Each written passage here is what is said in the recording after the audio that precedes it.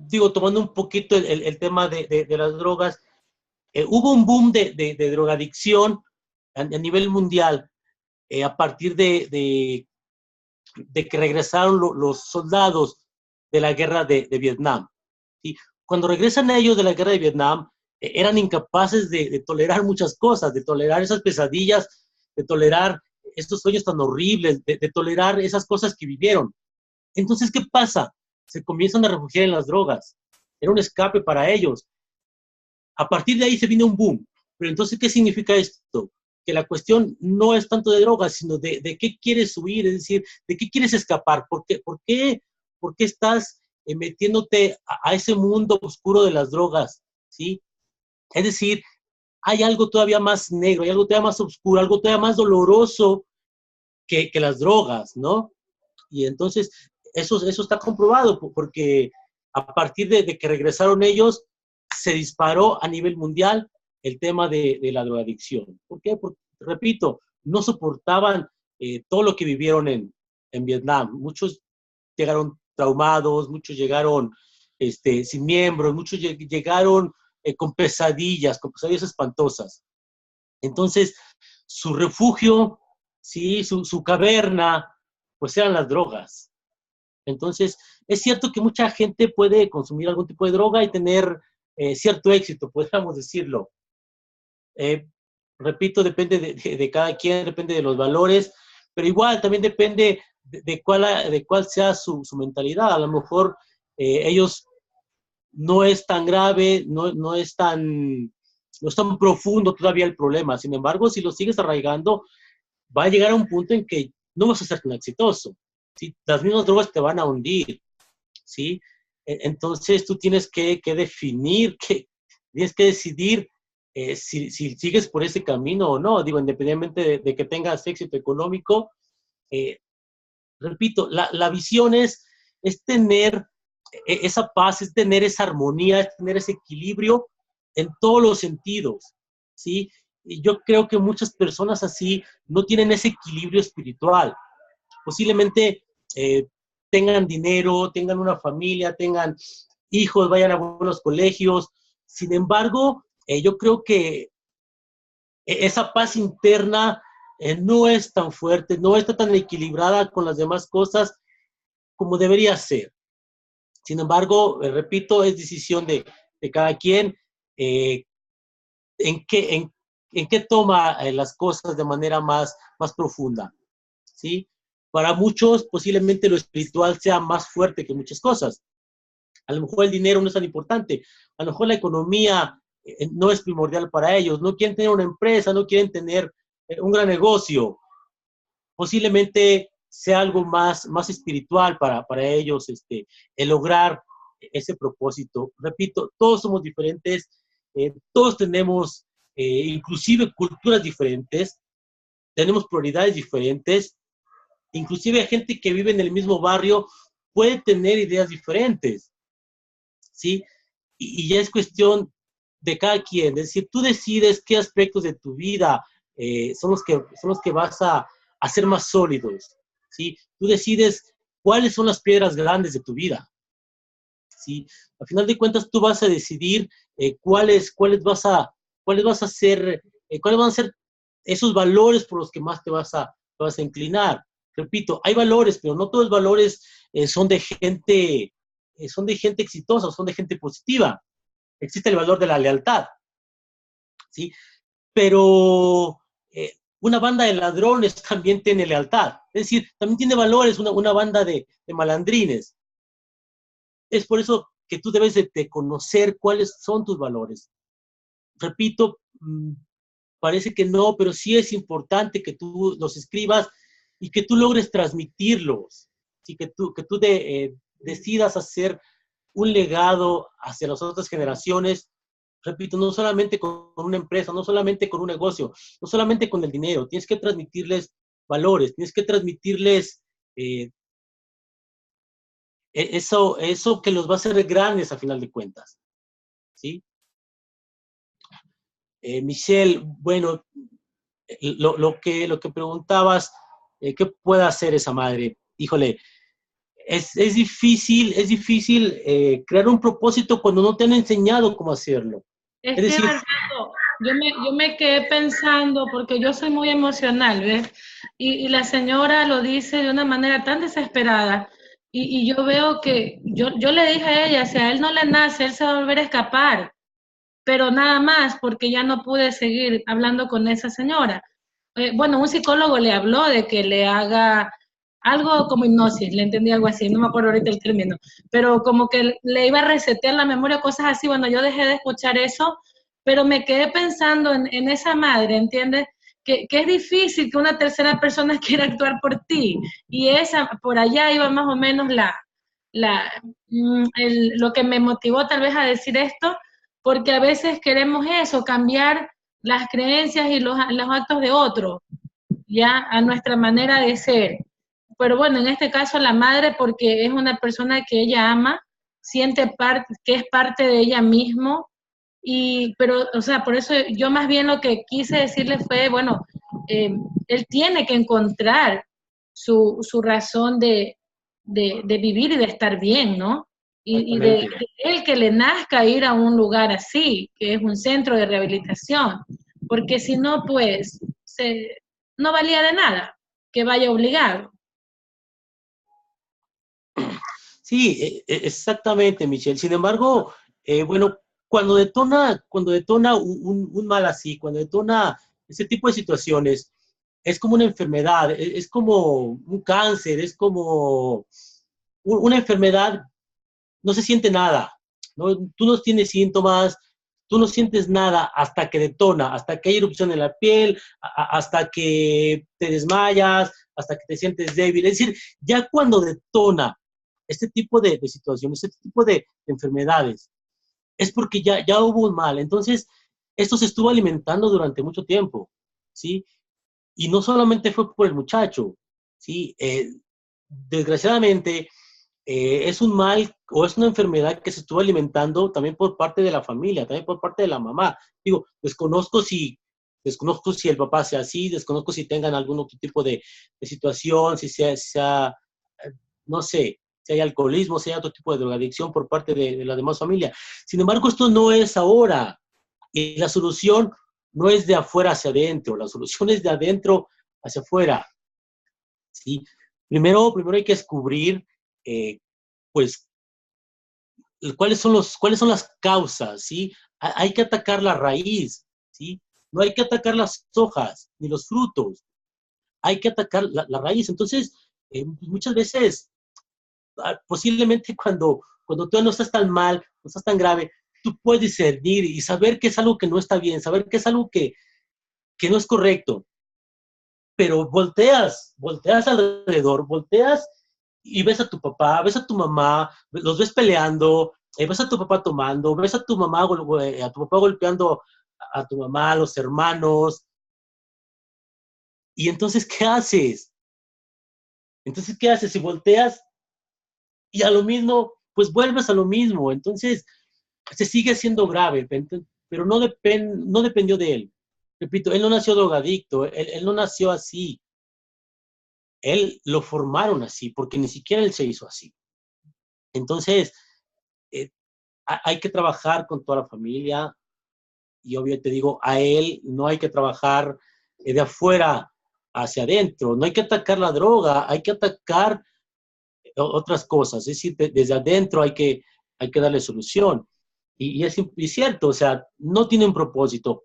Cuando alguien tiene un propósito de vida, eso es una motivación suficiente para lograr romper todas las cadenas que se te ponen. Así te amarren con la más pesada, la rompes, ¿sí? ¿Por qué? Porque te automotivas y todos los días luchas, todos los días, todos los días, todos los días, ¿sí?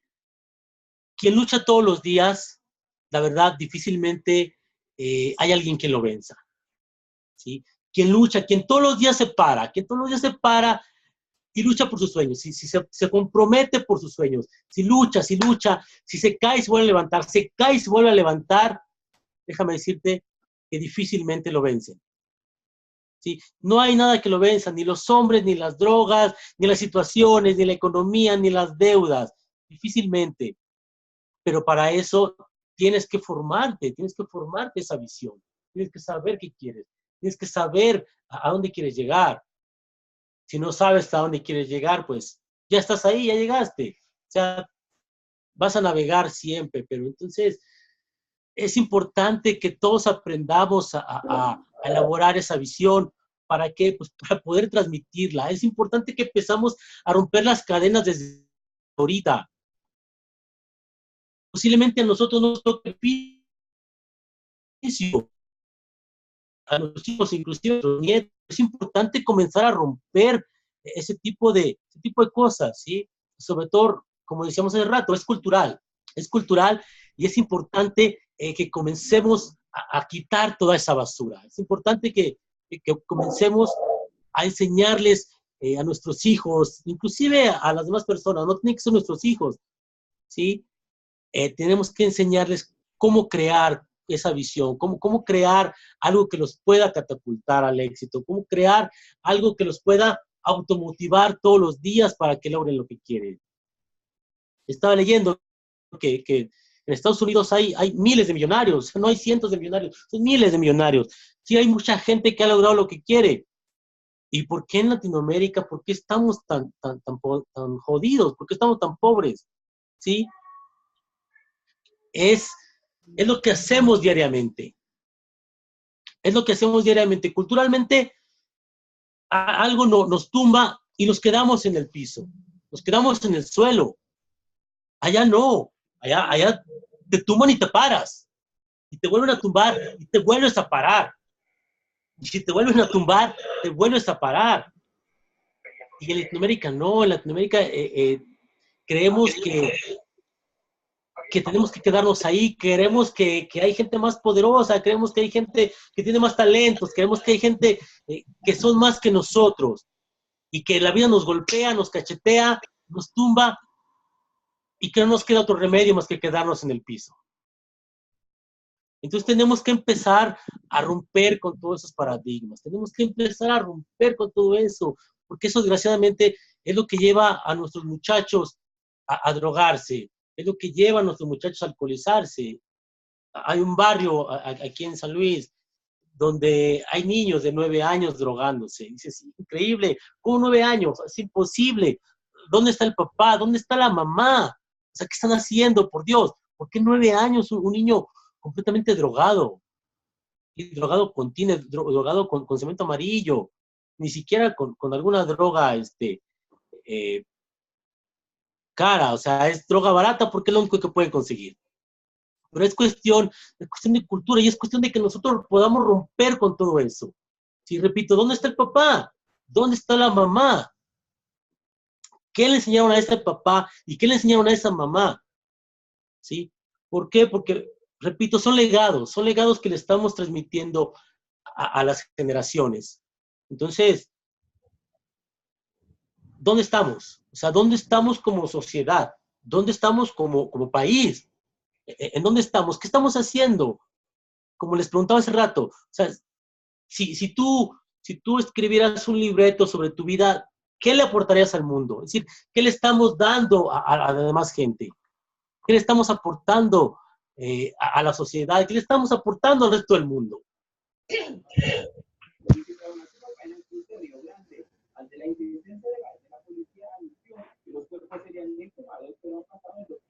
La mujer continúa exigiendo justicia por la muerte de sus 2 hijos. Esta cuestión de los valores es tan fuerte, Bernardo. Ayer escuchaba en una conferencia también que decían que de cada 20 personas, por ejemplo, que gana la lotería, 18 de ellas en 2 años, según estudios que habían hecho, no tenían nada. Ya lo habían perdido todo o por lo menos no tenían el mismo dinero que habían ganado o quizás haberlo hecho producir. Imagínate, 18 personas que se dejaron cegar por el dinero y comenzaron a despilfarrar. Y como tú dices hace un momento, quizás es una cultura, puede ser algo transmitido de que vamos a gastar, de que no pensamos en un futuro, por ejemplo, o no pensamos en educarnos para poder administrar ese dinero con inteligencia, sino que nuestra cultura está en eso, en gastar, en endeudarse, en el aquí, ahora. Entonces, pienso yo que esa estadística me quedé pensando, y tú lo mencionabas hace un momento, creo yo que nos falta eso, cultivar esos valores, ¿no? Sí, sí, exactamente. Tenemos una mentalidad de pobreza. Es decir, por eso gastamos como gastamos. Por eso tenemos dinero y se nos va. Por eso podemos ganar la lotería y en un año lo volvemos a perder. Porque nuestra mentalidad es de pobres. ¿Sí? Dentro de nuestra visión de vida, también tenemos que educarnos. Es decir, tiene que haber una educación. Tiene que haber una educación emocional, tiene que haber una educación mental, pero también tiene que haber una educación financiera. Eso debe ser parte de tu propósito de vida. Es decir, educarte ¿para qué? Pues para no caer en un círculo vicioso, que nos hunde, nos hunde y nos hunde. ¿Sí? Entonces es importante, sí es importante que tú te eduques financieramente. ¿Para qué? Pues para que no pases penurias, para que no pases pobrezas, para que si un día logras tener un negocio exitoso, no se te caiga, para que si un día te gana la lotería, no la derroches y logres hacer dinero con ese dinero. A ver, ¿Este hueso quién? no sé si alguien quiera por ahí participar, no, o se está por ahí. José Luis, tú tenías una pregunta, por aquí la veo. ¿De quién? José Luis, tú tenías una pregunta. O la leo yo. ¿Cómo hacer para ayudar a los hijos a lograr su propósito? Nos dice José Luis. Bien, primero tú tienes que lograr tu propósito. Repito, ¿qué abarca tu propósito? Abarca todo. Abarca todo. ¿Sí? Abarca hijos, abarca relaciones, abarca tu esposa, tu negocio, tu cuerpo, tu salud, abarca absolutamente todo. ¿Sí? Cuando tú logras crear tu propósito de vida, cuando tú logras ir solidificando cada vez más, entonces el ejemplo arrastra. ¿Sí? Lo que tú vas a hacer es transmitirles ese ejemplo. ¿Sí? De esa manera es como tú vas a lograr transmitirles ese propósito. ¿Sí? Igual que tú, ellos tienen que saber qué es lo importante en su vida, sus estudios, su familia, el deporte, en fin, qué es lo que quieren lograr. Los sueños, ¿qué sueñan? ¿Qué sueñan tus hijos? ¿Sí? ¿A dónde quieren llegar? Te voy a decir algo, la mayor parte de los adolescentes, la mayor parte de los niños, yo creo que el 99% o el 99.5% no saben lo que quieren. Hasta cierta edad es nuestra obligación guiarlos. Tú tienes que guiarlos, tú tienes que darles el ejemplo, tú tienes que ir siendo ese faro que nos va a ir guiando, ese faro que no les va a permitir que se vayan por el mal camino, que se metan a las drogas, que se metan al pandillerismo, que se metan al narco. ¿Sí? Tú tienes que ser ese faro que los va a inculcar el estudio, el deporte, lo que ellos sueñen, lo que ellos quieran. Va a llegar el momento en que ellos van a decidir qué hacer, en que ellos van a decidir cuál es el camino, y tú solamente tienes que apoyarlos. Y psicológicamente importante, tienen que plasmar su misión de vida por escrito. ¿Sí? ¿Por qué? Porque va a llegar un día en que se les va a olvidar. Un día se les va a olvidar a qué vinieron a este mundo. Y entonces van a tomar ese papelito, lo van a leer y se van a acordar. Se van a acordar de lo que ellos son. Se van a acordar de lo que ellos quieren. Se van a acordar de sus sueños. Se van a acordar de todo eso que pensaron algún día. Y de que hay que recordar que el proceso autónomo. Entonces, esa es una de las mejores formas de lograr que los hijos cumplan con su propósito. Indígenas y étnicas luchando por ese derecho.